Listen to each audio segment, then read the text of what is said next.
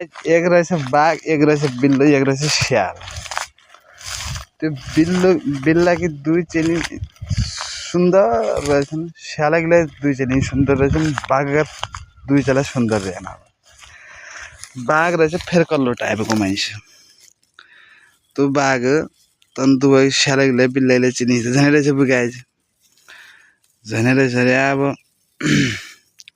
तन स्यालले बिल्लाले तँलाई बाघलाई अब तँलाई कस्या गर्दौ के गर्दौ भने तन दुवैले आपसमा सल्लाह गर्यो रहेछ बुगाएछ गर्यो रहेछ रे। अब रात बाघलाई स्यालकी चेलीले बोलायो भने त मेरा घर आए, मेरा घर कोही छैन भने बोलायो रहेछ बुगाएछ। बाघ गयो भने उके घर स्याललाई बिल्लुलाई लुग्रिया गरेन पुगाएछ।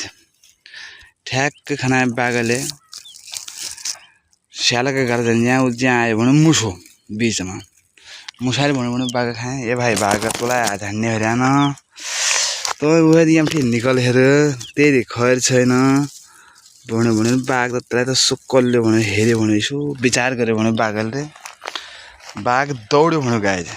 दौड्यो भने बाघ आगा आगा स्याललाई बिल्लुलाई पाछा पाछा, बाघ आगा आगा स्याललाई बिल्लुलाई पाछा पाछा।